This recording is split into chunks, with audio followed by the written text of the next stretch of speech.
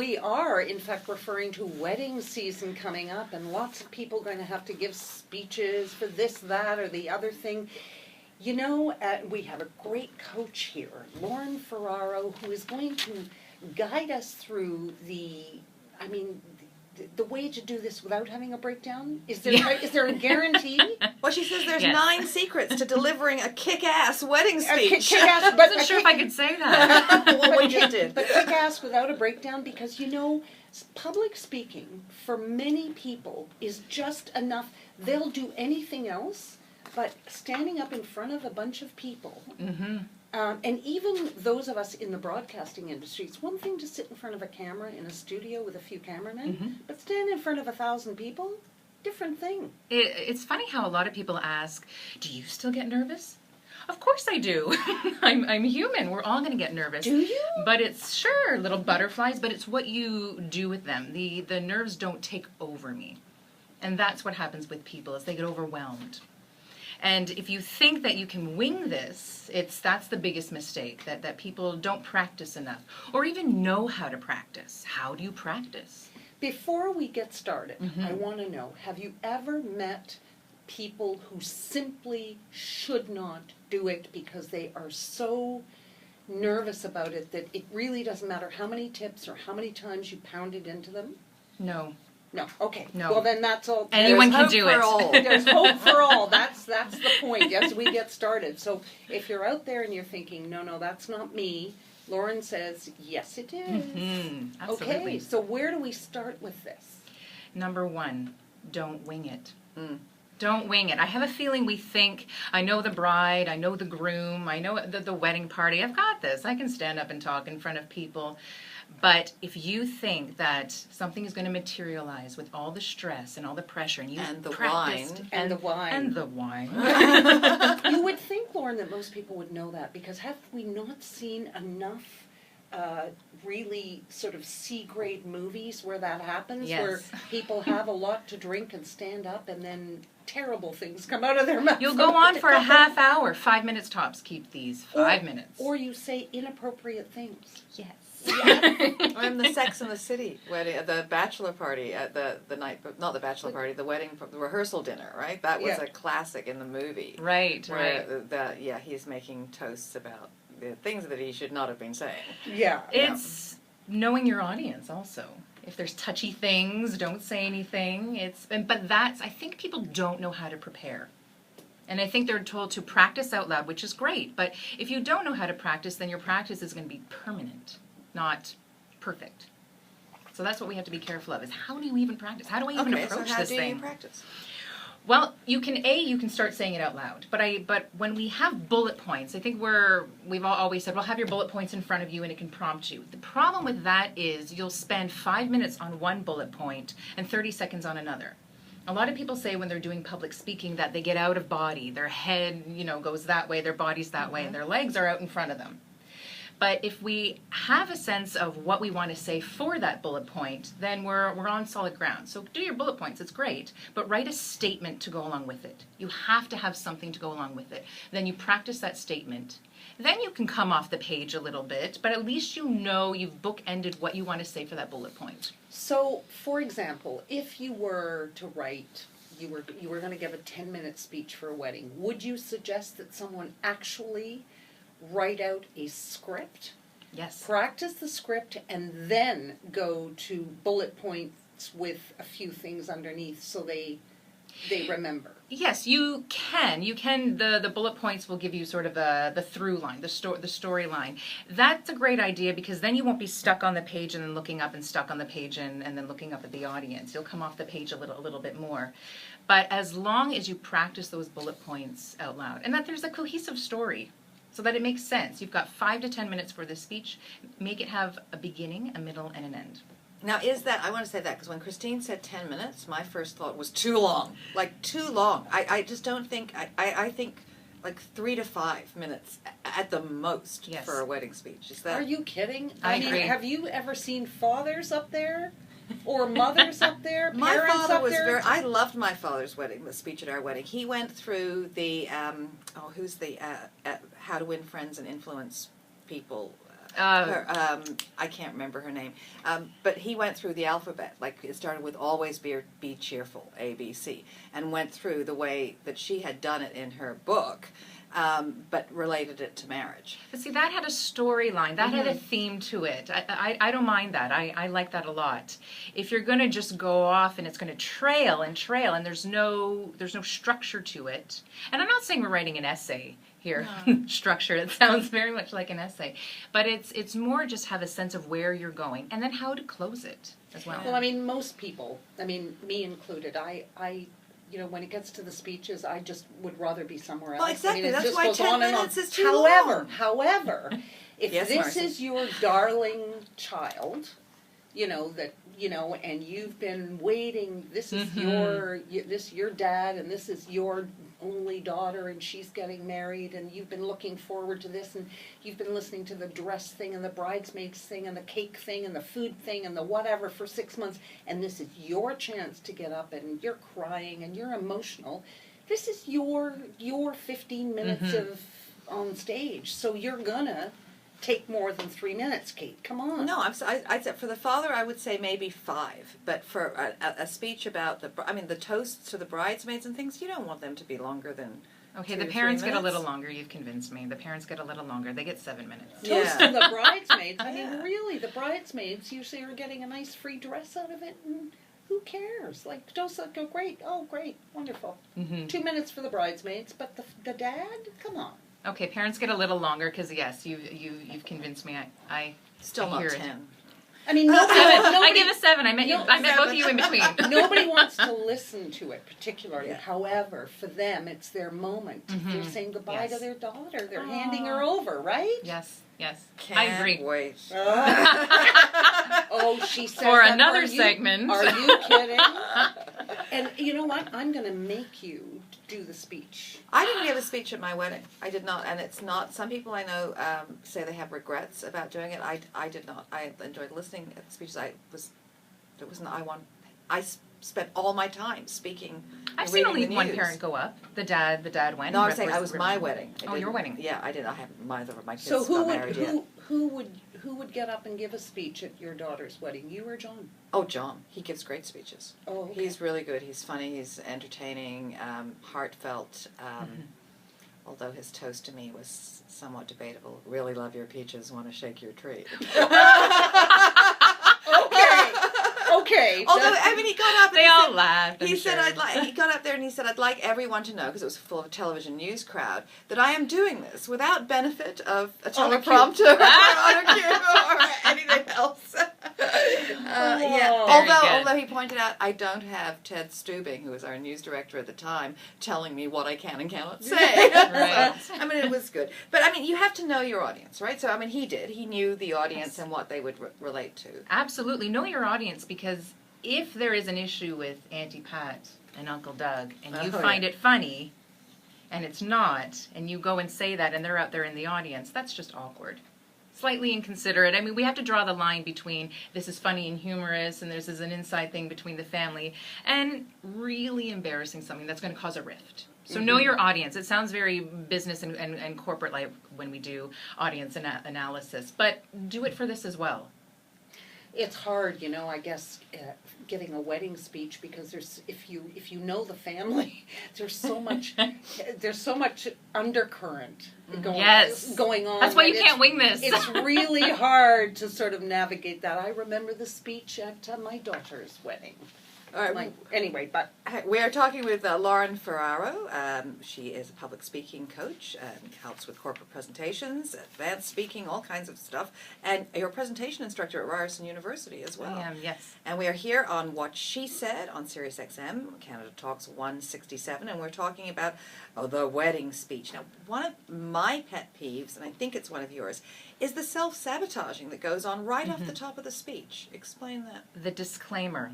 When everyone gets up, and whether it's a wedding speech or elsewhere, hi, sorry, I don't really do this for a living, I'm not very good at this, or this has already been said, but why? You're surrounded by family, friends. They love you. They're there to hear what you want to say. We know you're not a public speaker, But it's so so it's Canadian okay. to apologize. It's very Canadian to apologize, think and we that- do it without thinking about it. But is it just Canadians who do that? I think probably Americans at a wedding would. I mean, I think anybody would. Lots of people do. It's not Yes. just Canadian. Yes, it's. I agree with you that yes, we do apologize and say sorry way too much. But this disclaimer, you don't write that in your speech. You have not started your speech when you write it with, sorry everyone, I don't do this for a living, pardon me, or Joe just said this. Just start your speech. Take a deep breath in and begin it as you've written it, because you've written it. So you've written it. Yes. And you've practiced You have a it. beginning, a middle, and an Yes. end. Yes. You have now practiced it. Yes. You have nothing inappropriate, no off-color jokes. Yes, because you've checked out who your audience is going to be, who's not going to like this, who might like this. Mm-hmm. Okay. So give it. Are there any more tips that you have? Oh yeah. There's A lot of people ask, how can they be off book or memorized? Because they have a tendency to look down at the paper and then look up, or just read the paper, they don't even look up. Because it's nerve-wracking to look up and see everyone. So there's 3 points where you can come off the page, as we would say. Number 1, you know how to say hi to everyone. Everyone knows how to say hi and welcome. You don't have to read that. 2 is your personal story. I met the bride when, it depends on your relationship. I met the groom when, I've known them since high school. You know your personal story. Come off the page for that moment. And then your closing. Everyone knows how to say, and thank you very much for listening, and a toast to the bride and the groom. So those are the 3 points on where you want to come off the page. Because a lot of people struggle with, how do I make this authentic? How do I see people just talking to the audience and I just don't know how to do that. Those are the 3, if you're struggling with that, those are the 3 points where you can come off the page. All right, so number 5. Now this is interesting because if anybody saw you do this, they might think you'd already been into the champagne. Arrive in the space and do a little dry run. Talk about that. Arriving in the space, if you can get where you're going to be standing, behind the podium, behind the table, if you can stand there either the day before the wedding or the day of, and just take in the space, see the clock, see the linens, see the floor, see the waiters, scurrying around polishing glasses. And you can say it out loud. I see the clock, I see the floor, I see the chairs. And yes, it can sound a little crazy. But if you say it, then it's real. You're sort of embodying the space. You're making sure that you're familiar with the space so that when you do get up in front of everyone, you've been there. There's the clock, there's the floor. I've already taken in this room. And if you can get a little dry run in if you have enough time. Christine's beating up the microphone. I'm beating up the microphone here, yeah.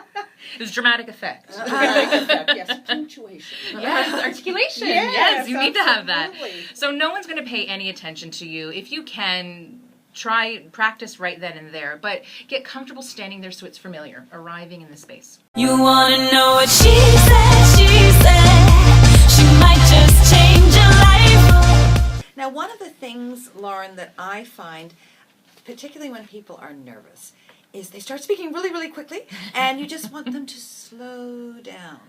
My daughter gives some self-esteem and bullying awareness speeches. I'm always slow down because you know your stuff. She's practiced it. She knows what she's saying, but she still gets nerves when she does it. And how do you learn to control that? There's a couple of things there. One is breathing. Learning how to breathe from your diaphragm. Because if you ask a lot of people to take a breath in, they'll go right up to their chest. And that's actually where the tension is going to stay, and that actually cuts off your voice. So you want to take the time to learn how to breathe from your diaphragm, is number 1, because that'll calm you right down. Okay. Number 2 is, you actually brought up a good point. Your daughter knows what she wants to talk about. But the second key is, what is she trying to do to the audience? It's about the audience. Trying to engage them. Trying to engage the inform audience. them. But what am I trying to do when I say this line? What do I want them to feel when I say this line? So once you know your material, you know all the facts and everything that you want to share with the audience, and it's sharing with the audience, that's also the key. Make sure you share with the audience as opposed to talking at or to the audience.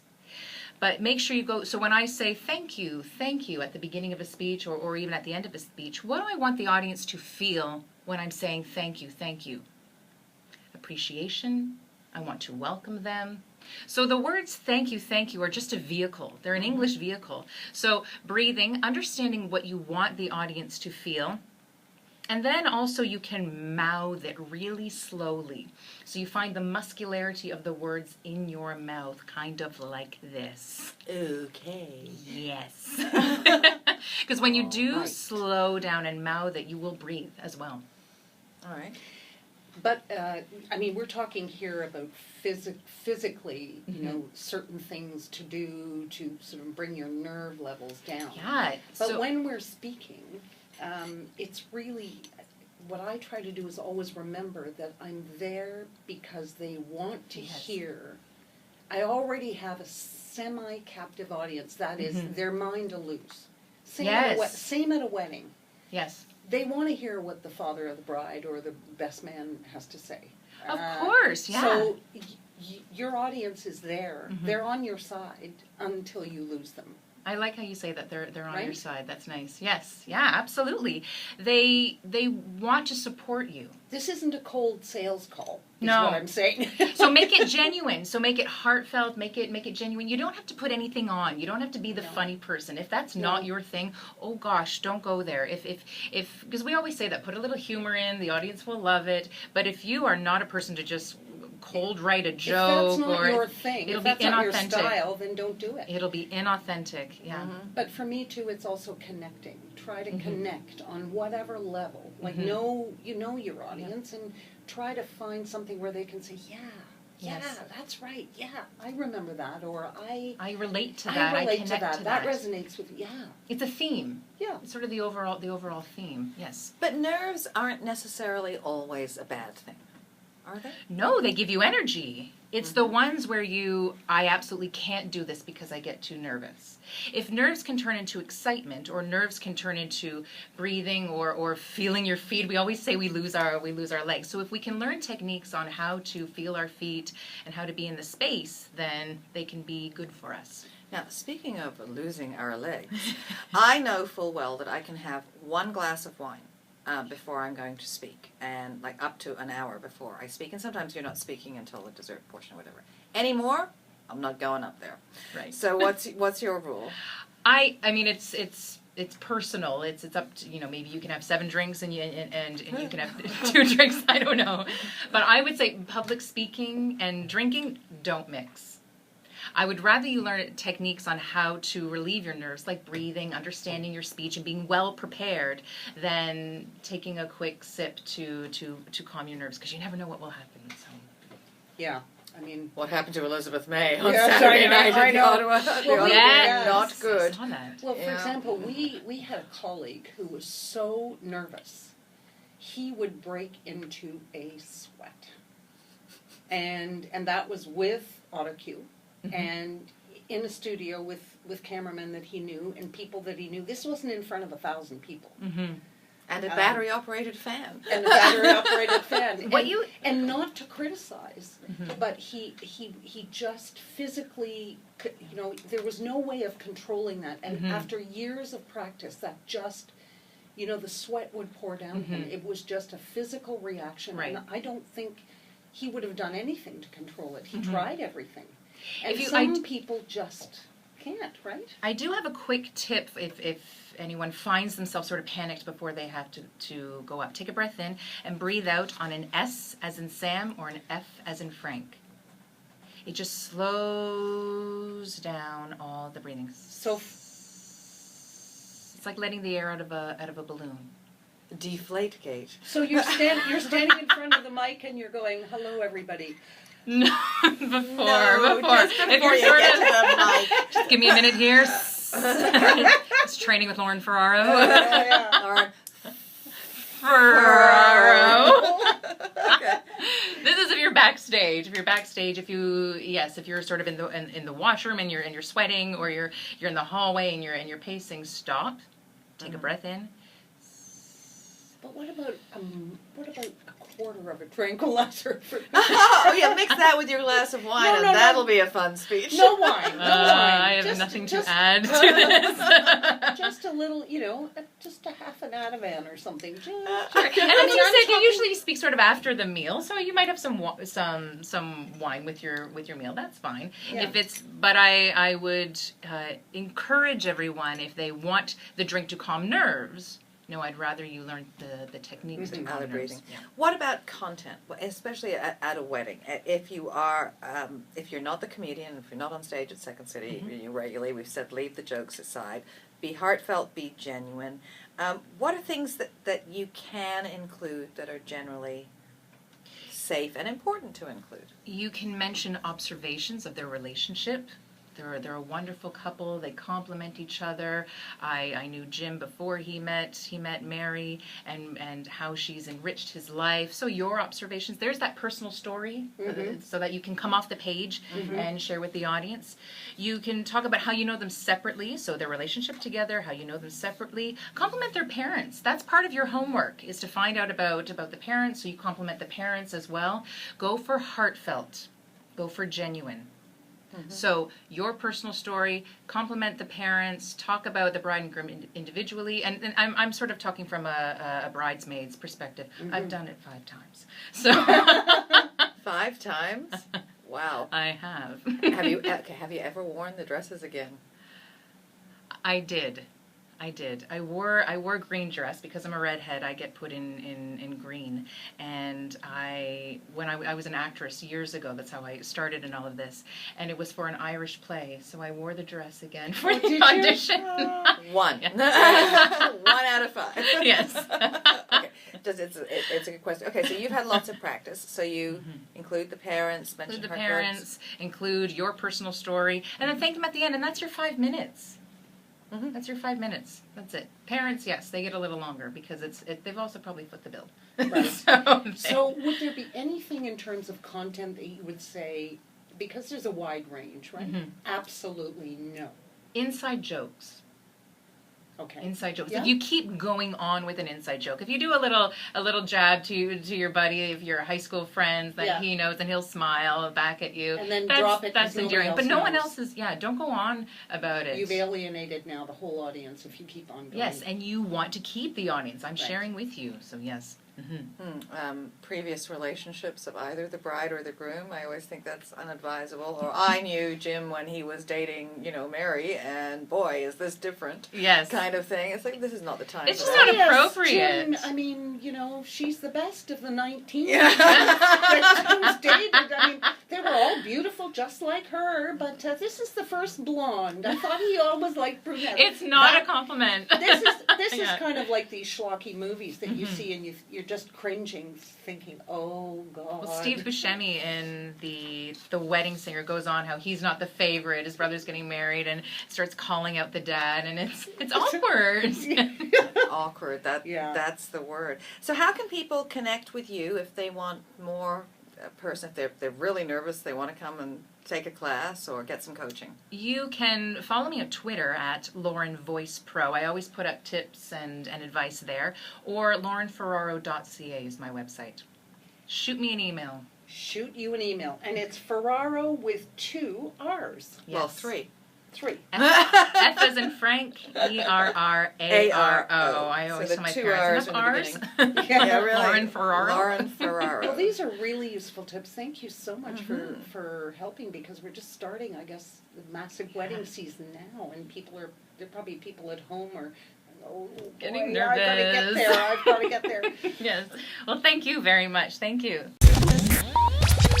Click the channel subscribe button for full-length interviews and more from What She Said here on YouTube.